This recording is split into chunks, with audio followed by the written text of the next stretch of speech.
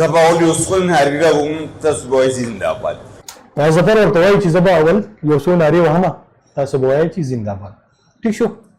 نو خلکو زنده‌باد او مرده‌باد د خود نشاط چوک ته راغلي یو ظاهره خبره ده. اوس ورته غوږ کېدی صلیب الرحمن ظفر ناره وویله چې سلیم الرحمن نو هغه خلکو وایي چې زنده‌باد ظفر ورته وایي نه وروره په ګوته ورته سنډۍ ګوړې ورته زنده‌باد موږ له ووټ ورکړی وایي موږ له ووټ ورکړی دی فیاض ظفر مرده‌باد فیاض ظفر وایي مرده‌باد دا واحد شاید چې یو داسې انسان ما ولیدو د خپل د دې دونه زندګۍ د دې میډیا په دې شعبه کې چې په مین روډ کې خپل نوم لري چې فیاض ظفر مرده‌باد او شاید مرده‌باد مخکې ورته غوږ کېدی څه وایي او د اسود د قوم مرده‌باد د اسود د قوم مرده‌باد تاسو یقین وکړئ که نه چې کله فیاض ظفر دا مرده‌باد دې ژوندو ته شروع کړل دا کم چې دغلته سره د بینرو ولاړو قسم په خدای د دوی د چهرې دا د لیدو وي کم هغه خلک چې په دې میدان ولاړو او دوی هم دې حکومت له بدرامه پیرو ټول ورکړي که نه نو شاید هغه ټیک ټاک هغه خبره شرمول کوي ډېر خلک خلاف وو کمپني دې خلاف وو چې دا پارټي سره په اقتدار کې را نشي دې خبره تاسو پوه شوئ د صدر صاحب السلام علیکم ګران کتونکو نن د سوات په نشاط چوک کې فیاض ظفر چې د سوات یو سینیر صحافي دی په ټوله دنیا کې د صحافت او د میډیا په میدان کې شاید چې د سیسوپي چې هغه فیاض ظفر نه پیژني بیا د هغه سره د سوات د خلکو او د پښتنو ډېره مینه ده او د هغې وجه دا ده چې فیاض ظفر همیشه د حق او د سچ خبره کوي نن په نشاط چوک کې مظاهره وه او په دغه مظاهره کې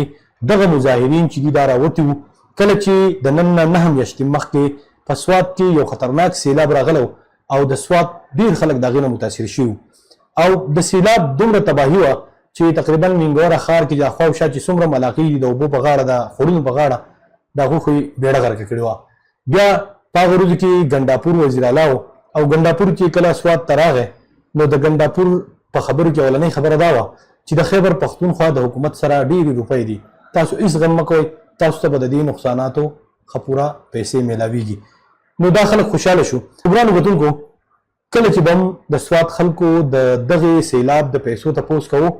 نو زموږ د سوات انتظامیې او دې حکومت په بیا نوې ډرامه جوړه کړه کله به وي دوباره رجسټریشن کیږي کله به سا او کله به سا او هغه خبره به یو څو ورځو دپاره رپه دپه شوه بیا داسې خبرې خورې شوې چې یاره لاک روپۍ به ورکوي خلکو هغه لاک ته هم تم کېښودو بیا به وي نه 3 لاک روپۍ ورکوي بیا به وي 5 لاک روپۍ ورکوي باقاعده دې پوسټونه او خبرونه به شایع کېدل او دا خلک به یې لږې لږې ورځې خاموشه کول د دې په وجه باندې نن چې د مینګورې سوات څومره هم د صدور دي د مختلف تنظیمونو یا د کاروباري دا څومره چې شعبې دي دغه صدران او د هغې سره د سوات ټریډ فیډریشن مشر سر عبدالرحیم صاحب خالد محمود صاحب د عام معاشرې سماجي خلک چې کوم دي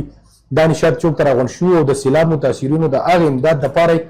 د صوبایي حکومت نه پرزور مطالبه کوله چې دا ډرامې تاسو مه کوئ چې اوس تاسو وایئ چې یاره بیا به رجسټریشن کېږي او که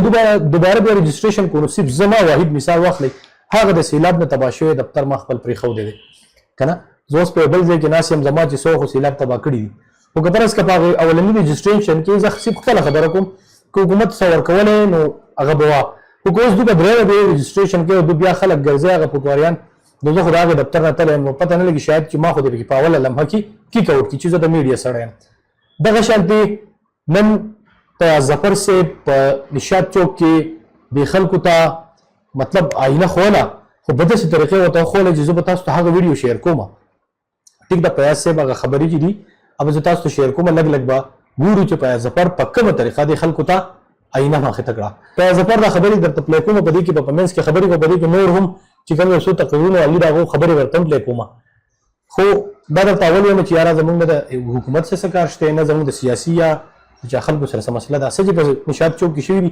په هغې به خبرې کوو بله خبره که ما د سوات د خلکو خبره وکړه دا بې حصه دي نو دا بې حصه دي سوات خلک نه ټول پاکستانیان ټول پښتانه بې حصه دي زموږ سره چې څوک ظلم کوي زموږ هغه سړی خوښوي ښه فیاض ظفر چې کومې خبرې کړي دي هغه به مونږ پلی کوو دا تاسو په سکرین باندې کتلی شئ چې فیاض ظفر صاحب د دې نه مخکې فیاض ظفر یو څو خبرې کړي هغه ما په دې کې نه شاملېږي خو هغې فیاض ظفر صاحب دغه ویلو چې یاره مونږ پښتانه خو دې نشاط چوک ته سوشل میډیا له راغلي یو که نه مطلب د سوشل میډیا څه مطلب دا مطلب تاسو په دې خبرو ځان پوه کړئ که سره هر څونه ښه ویډیو جوړه کړي په هغه کې یو پیغام وي هغه د ایجوکیشن په حواله هغه د معاشرې د یو ګند ختمولو دپاره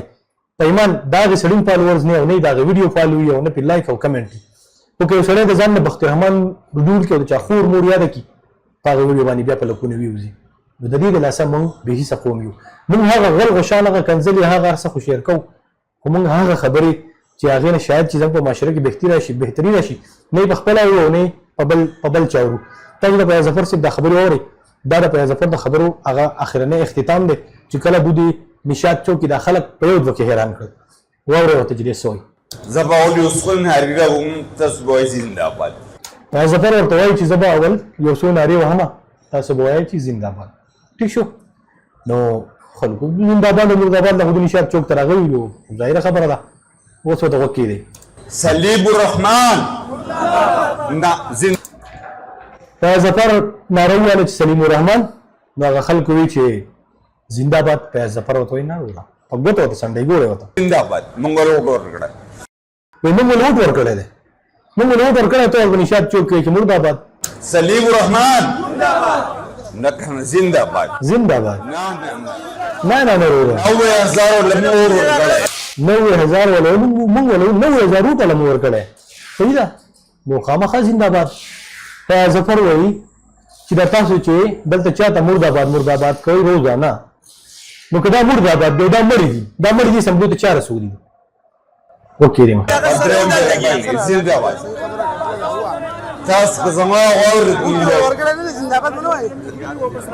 استفاده وکړي موږ له ووټ ورکړی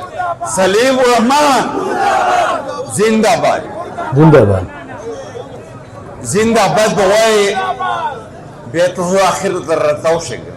ورته ضرورت بل کوي خلکو ته په نشاط چوک کې دا کم خلک دي وایي مرده‌باد په اخر کې وایو تاسو اول زنده‌باد وایي اوري نه کرنا خلنه موږ له ووټ ورکړی 90,000 اول زنده‌باد په اخر کې مرده‌باد سلیم الرحمن زنده‌باد ډاکټر امجد امنه زنده‌باد سهیل سلطان زنده‌باد فضلیکین زنده‌باد ټول زنده‌باد دي خلکو له ووټ ورکړی دی بالکل زنده‌باد صحیح خبر کوي ټیک ټاک خبر کوي فیاض ظفر صاحب او که به داسې تنقید کوي نو هسې به زیاتې کوي دا خلک چې دوی نن روزانه دوی چغې وکړي چې زنده‌باد او دا کنځل ویلو په فیسبوک کې شرمول چا هم په دې کې ځان په خپله اسمبلۍ ته نه دی رسولی دې خلکو له ووټ ورکړی دی نو چې دې خلکو له ووټ ورکړی په کار دی چې دا خلک ورته زنده‌باد دا نه مرده‌باد نه کوي که نه زنده‌باد دې ورته کوي اختر خان زنده‌باد ټیک خبر ده علي شاه خان زنده‌باد د سپګلانو اثر یو به د سپګلانو څه درم د مال ته سوچ کوي خو دا خیر نه مې اوري نعیم خان زنده‌باد نعیم خان ته ګلا سوکته پته نه لګو هغه بل څنګه پنځالګ امجد زنده‌باد حمید الرحمن زنده‌باد وصفه سلطان الروم خان نواز سلطان الروم مرده‌باد ناری مرده‌باد وای فیاض ظفر مرده‌باد مرده‌باد دا واحد شاید چې یو داسې انسان ما ولیدو د خپل د دې دونه زندګۍ د دې میډیا په دې شعبه کې چې په مین روډ کې خپل نوم لري چې فیاض ظفر مرده‌باد او شاید مرده‌باد مخکې ته وکړي دی سوی مرده‌باد برکت علي مرده‌باد الحاج زید خان مرده‌باد خالد محمود مرده‌باد عبدالرحیم مرده‌باد او د اسود قوم مرده‌باد د اسود قوم مرده‌باد تاسو یقین وکړئ کنه چې کله فیاض ظفر دا مرده‌باد دی ژوندو ته شروع کړل دا کم چې دغلته سره د بینر ولاړو قسم په خدای د دوی د چهرې دا د لیدو وي کم هغه خلک چې په دې میدان ولاړو او دوی هم دې حکومت له بدرمه پیرو ټول ورکړي کنه نو شاید هغه ټیک ټاک هغه خبره شرمول کوي شاید چې په دې لګي لګو شان شرم محسوس شوی خو خیر که به دوی شرم وینو شاید چې کم از کم درې پیرې خو نه کوله یو پیره خلک یو سره ټرای کی په دویمه پیره ټرای کی نو ساقل خلور شي خو په درېمه پیره تاسو دا وټونه ورکړي دي نو چې په درېمه پیره یو وټونه ورکړي خو تاسو په دې خبره پوهیږئ کنه چې دا د ټولو نه خدي نو چې دا د ټولو نه خدي او په درې پیرې تاسو لا موقع رااله او تاسو دا خلک په درېمه پیره کامیاب کړل نو تاسو خو بیا شرم پکار دی چې روزانه بیا په سړکونو کې دوی ته مرداباد وایي. ولې مرداباد؟ دا په خپله کامیاب شوي که تاسو کامیاب کړي. نو چې تاسو کامیاب کړي نو بیا مهرباني وکړئ د فیاض ظفر صاحب خبره زنده‌باد او موږ مرداباد. موږ مړي ها دا بل یو مرګره خبره ورو چې کله احتجاج او پاغه کې یو څو پوینټس دي خبرې دي تاسو په سوشل میډیا ګورئ خدا پکې مو اورئ. نقصان کیږي لیکن دا غي باوجود نن بیا راغلي دي او په دې چوک کې ولاړ دي. زه د عوام ته دا درخواست کوم چې تاسو په خپل ځان باندې په خپل هم رحم وکړئ. کله چې دا الیکشن وخت راشي بیا تاسو دې ته نه ګورئ چې یاره دا خلک زمونږ د خدمت لپاره قایل دي، زمونږ د خدمت کولی شي که نه شي کولی، لیکن مونږ عوام بیا بس روان یو چې چېرته ولاړو پښتانه خلک یو دې ته نه ګورو چې سبا به دې زمونږ په مشکلاتو کې زمونږ سره وي که نه. پښتانه خلک یو دې ته نه ګورو. غوږ کې د خامخ کې پکې څو نور هم دي ستاسو صرف تاسو د کتو دپاره. زما په ویډیو کې زه خو د بخت رحمان په شان کنځل ویل نه شم کولی ځکه مې تاسو نه خوښوئ. غوږ کې دی کله چې دا الیکشن کېدو زمونږ دا ممبران چې کله دې وټونو ته ولاړو نو د دونه د دې پارټۍ نه ډېر خلک خلاف وو، کمپني کې خلاف وو چې دا پارټي راسره په اقتدار کې را نه شي. دې خبره تاسو پوه شوئ د صدر صاحب وایي چې کمپني خلاف وه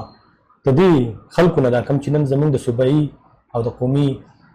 منتخب نمایندګان دي. کمپني د خلاف په دې وجه د تحریک انصاف سره د پوج او د اسټبلیشمنټ لانجه وه بیډ نښه یې اغستې وه مخکې غوږ کې دی. عوام دومره زور ولګاو چې هغې خبرې له شکست ورکړو او دا خلک یې کامیاب کړو. د عوامو دونه طاقت دی په دې ځای کې تاسو عوام په خپله د دین اندازه ولګوئ چې د عوامو دونه طاقت دی چې هغه فوج هغه ادارې هغه خفیه ایجنسیانې چې هغه په هر طرف باندې هغوی دا پارټي ډاون کوله نښې یې اغستې وې اف آی آر یې پکې دي 9 مۍ او پته نه کم